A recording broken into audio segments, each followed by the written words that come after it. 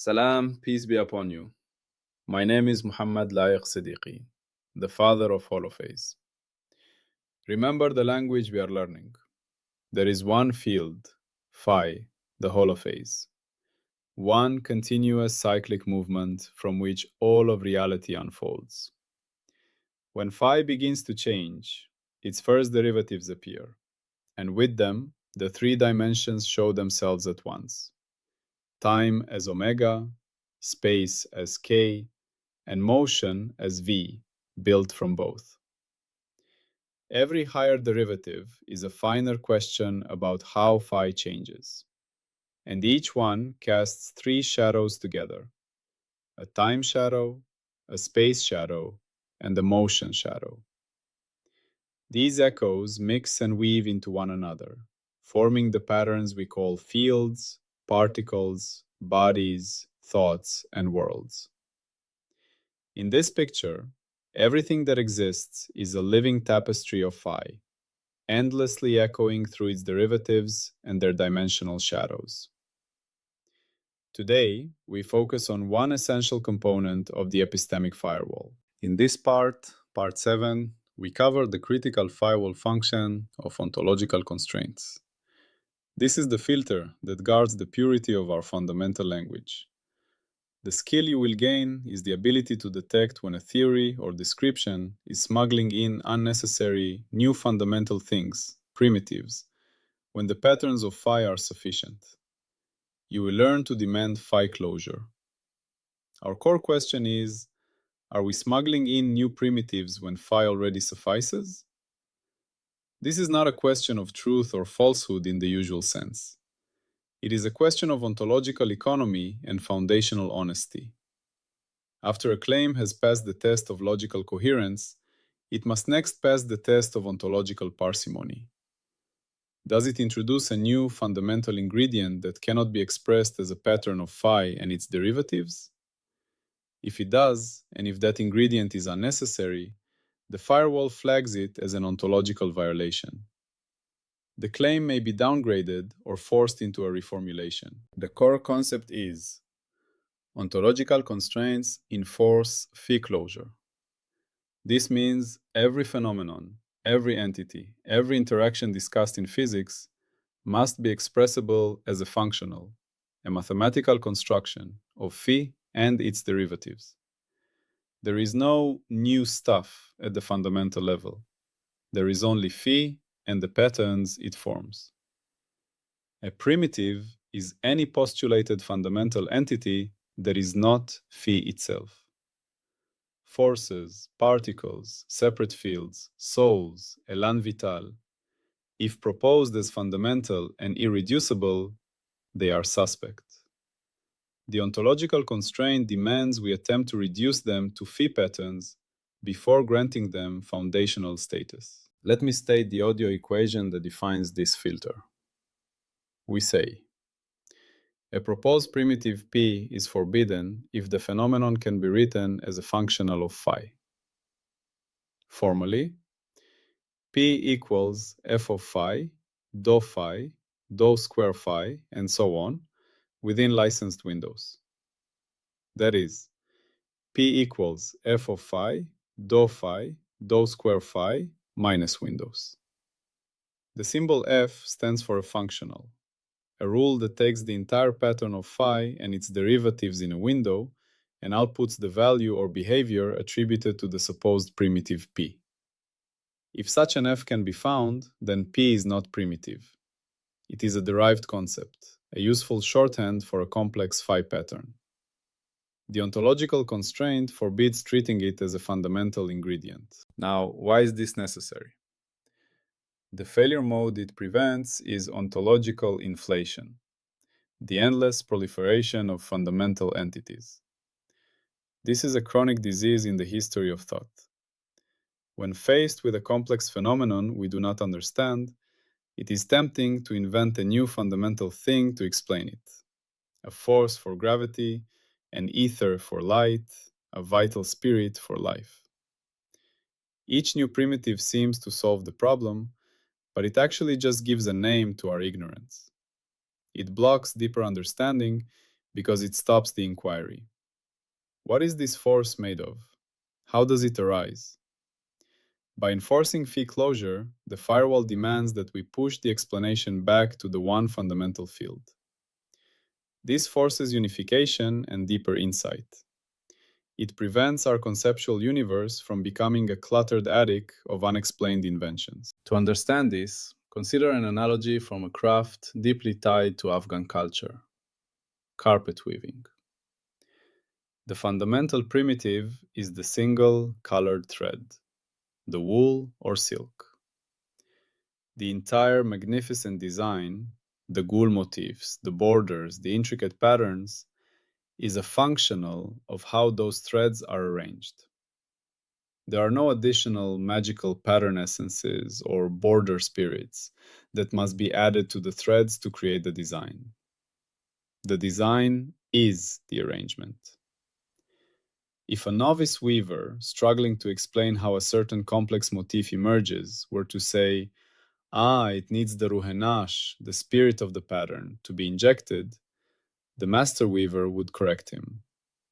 No, she would say. The pattern emerges from the count of the knots, the sequence of the colors, the tension of the warp. It is all in the threads and their relations. Your spirit is just a name for the pattern you do not yet fully understand. The master weaver is enforcing ontological constraint. She insists on thread closure. All phenomena of the carpet must be reducible to threads and their arrangements. The derivatives, how one thread lies next to another, how rows build upon rows. This is exactly what we do with phi. In Holophase, the thread is phi. The patterns are its derivatives and their relationships. The proposed primitives, like electron, photon, space-time curvature, are like those complex motifs. The ontological question is, are these motifs fundamental new threads, or are they patterns in the one thread, phi? The firewall demands we assume the latter until proven impossible. Now, what is the formal meaning in Holophase terms? We must examine any proposed primitive P through the lens of the triunity. To claim that P is truly necessary, that it resists reduction to phi, it must be shown to be irreducible across all three echoes, omega, k, and v together. That is, the phenomenon attributed to P must manifest a omega k v relationship that cannot be captured by any functional f of phi and its derivatives. If you can reproduce the same temporal rhythm omega, spatial structure k, and motional coupling v by suitably arranging phi, then P is ontologically redundant. For example, consider the historical primitive caloric fluid proposed to explain heat flow. Its supposed properties included a temporal behavior, flowing from hot to cold, omega, a spatial behavior, filling material, k, and emotional behavior, carrying heat, v. Once heat was understood as the kinetic energy of molecules, which themselves, in holophase, are phi patterns, the omega or k or v relations of heat phenomena were fully captured without needing a new fluid. The caloric fluid primitive was ontologically eliminated. It was shown to be a functional of the motion of underlying entities. Let's connect this to energy as tally. Remember, energy is not a substance, but an accounting of omega kV coherence.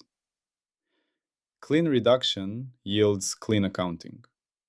When you successfully reduce a phenomenon to phi patterns, the energy tally becomes a straightforward calculation from phi and its derivatives. In contrast, primitive smuggling shows up as messy, ad hoc tallies. If you insist on treating a pattern as a primitive, you often have to invent special conservation laws, peculiar interaction rules, and arbitrary constants for it. The accounting ledger becomes cluttered with separate, unconnected columns for each primitive. the story becomes complicated. The reduction to phi, when successful, simplifies the ledger, showing how the tallies for different phenomena are actually different aspects of the same underlying phi accounting. Think of the accounting in a large traditional Afghan household. A well-run household has one coherent ledger. Income from the orchard, the shop, and remittances are all recorded in the same unit, Afghanis. Expenses for food, clothing, repairs, and charity are all debits from the same pool. Now imagine someone proposes that family honor is a separate, fundamental currency that cannot be converted to or from Afghanis, yet it is spent and earned through social actions. The ledger becomes a nightmare. Every transaction must be accounted for in two incommensurable currencies. But a wise elder might show that family honor is not a primitive currency. It is a functional of observable actions, keeping promises, providing hospitality, defending kin, which themselves have economic and social costs and benefits recorded in the main ledger. Honor is a derived, emergent tally, not a primitive one. Recognizing this simplifies the household's understanding immensely. The ontological constraint rejects honor as a fundamental economic primitive. Similarly, the firewall rejects primitives that complicate the file ledger unnecessarily. The operational interpretation of ontological constraints is a rigorous reduction audit. When a theory proposes an entity P, the firewall task force asks, can we build a reconstruction bridge from phi to P? Can we write down a functional f such that for any licensed window where we observe the phenomenon associated with P, the reconstructed phi and derivatives, when fed into f, yield the expected properties of P? If we can, then P is ontologically derivative. Its license as a fundamental entity is revoked. This process often requires deep theoretical work. For instance, in Holophase, the goal is to show that what we call an electron is a stable topological knot or propagating wave packet solution in phi and its higher derivatives. The electron's mass, charge, and spin would not be new primitives plugged into equations, but derived numbers calculated from the structure of that phi knot. This is the research program. The ontological constraint is the firewall rule that makes this program mandatory, not optional. Now, we must state the explicit prediction and falsification for ontological constraints. Prediction. If a phenomenon is truly phi-closed, fully describable by phi, then changing our mathematical representation or coordinate system will not require the introduction of a new primitive to keep the omega kv relations intact. The description will be representationally robust. The patterns will transform cleanly under changes of perspective because they are rooted in the invariant phi field. For example, if fluid flow is just phi patterns, then describing it from a moving boat, a changed coordinate system, will not require us to invent a new boat force primitive. The Navier-Stokes equations, the grammar, will transform covariantly, and the flow patterns, the omega kv relations, will be consistently described from all frames using the same phi-based functional. The prediction is that no new fundamental entities will pop in and out of existence based on our descriptive viewpoint. Falsification of a primitive's fundamental status. If a proposed primitive P can be made to disappear or be transformed away once phi is reconstructed with sufficient derivative depth and the right functional f is applied, then P was never fundamental. The falsifying condition is successful reduction. If you can show P equals f of phi, dou phi for all licensed observations, then the claim that P is a new primitive is falsified. It is reclassified as a derived structure. A profound historical example is the ether wind. It was a proposed primitive to explain the propagation medium for light. The falsification came not just from the Michelson-Morley experiment's null result, but from the theoretical reduction offered by special relativity. Einstein showed that the omega or k-v relations of electromagnetism, Maxwell's equations, could be maintained in all inertial frames without requiring a preferred ether frame. The ether primitive was not detected. It was shown to be unnecessary. Its omega or k-v role could be filled by the structural properties of spacetime itself, which in Holophase we aim to derive from phi. The primitive was ontologically eliminated. Now, let's define the firewall mechanism clearly. Allowed assumption. You may provisionally use derived concepts like particle, force, potential as useful shorthand for calculation and communication. You may posit a primitive as a working hypothesis if no reduction is currently known, provided you actively seek its reduction to phi and label it as a candidate for elimination. Forbidden assumption. You may not assert a primitive as fundamentally real and irreducible if a reduction to phi is possible or if you have not earnestly attempted the reduction audit. You may not build a metaphysical system on top of such unjustified primitives. What happens when the check fails? When a proposed primitive P fails the ontological constraint, when a reduction to phi is demonstrated, the license consequence is primitive claim rejected, phenomenon reclassified as derived structure. P is removed from the list of fundamental entities. The theory that relied on P as fundamental must be either rewritten in phi terms or demoted to an effective approximate description. Its license is narrowed from fundamental law to phenomenological model. It is crucial to understand the nuance. Ontological constraints do not say phenomena like charge or consciousness are not real. They say these are real patterns, but not fundamental stuff. They are patterns in the one fundamental stuff, phi. This is a monistic ontology, not an eliminative one.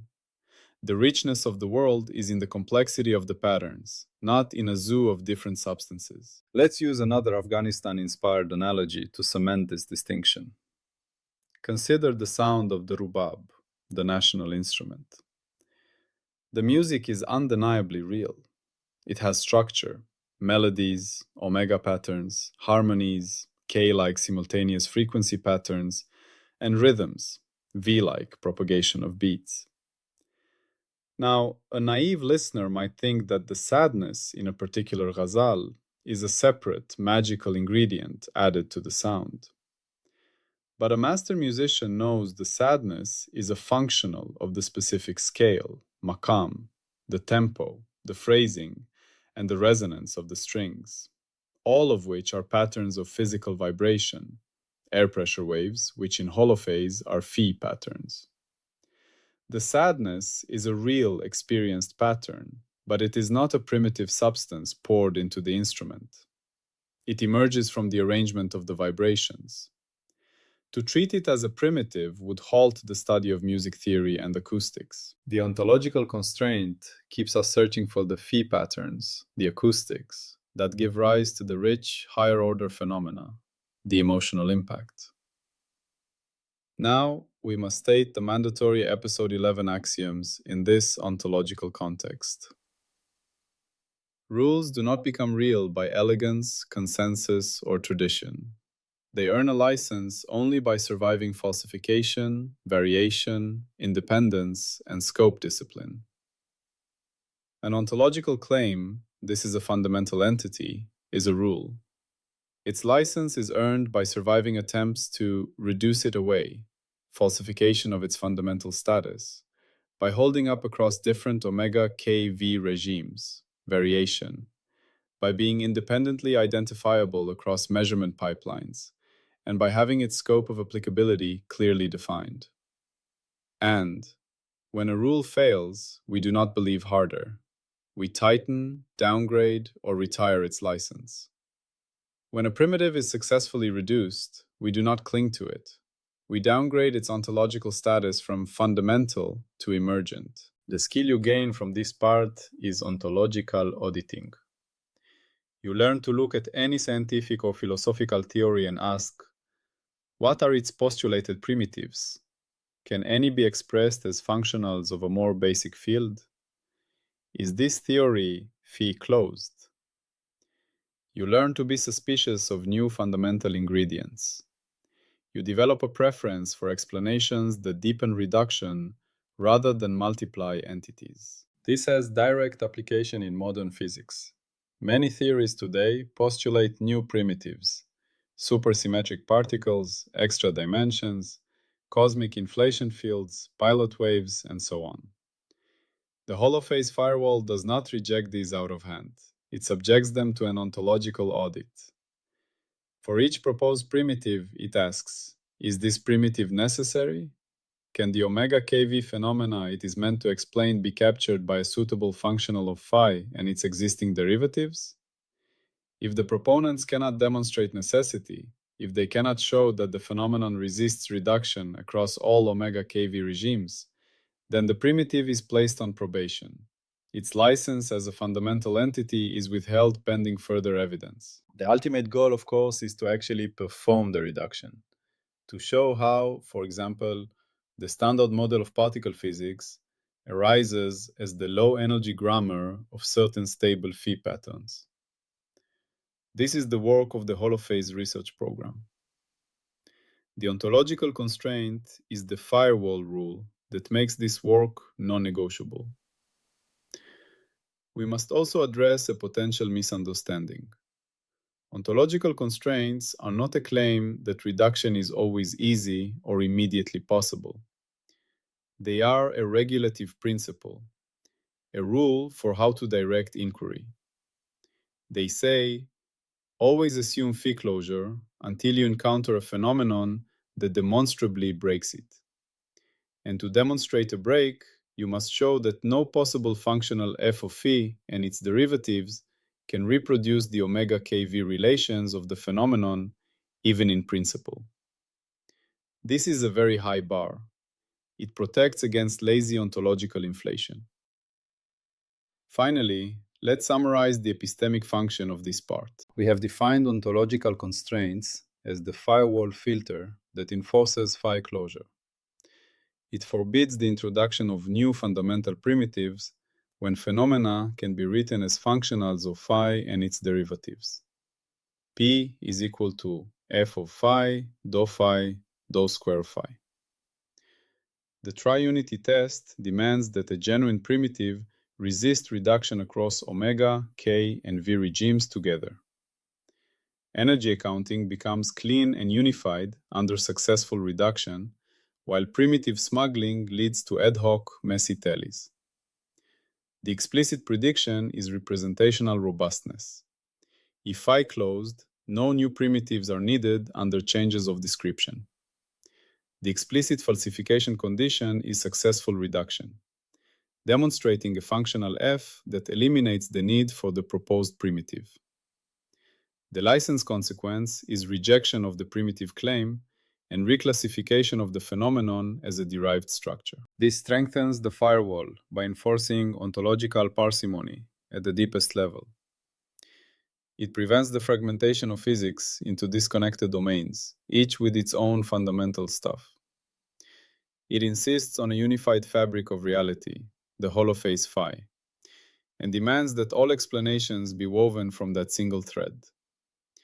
This is the only way to build a truly coherent and complete science. If you want to see the full mathematical derivations and exact equations behind this idea, you can search for Holophase on Zenodo. There you will find the scientific papers that this audio journey is built on. Carry this skill of ontological auditing with you. It is a tool for intellectual clarity. When you hear of a new fundamental discovery, ask, is this a new pattern or a new primitive? Demand phi closure. This discipline is what will guide us from a jungle of concepts to a unified understanding of the world. Now we bridge to the next, more pragmatic constraint. Even with the correct ontology and logically sound rules, we face a brutal practical limit. the limits of our access. Even with correct ontology, we still face the brutal limit. What can we honestly measure? This leads us to measurement constraints. Salam and peace be upon you.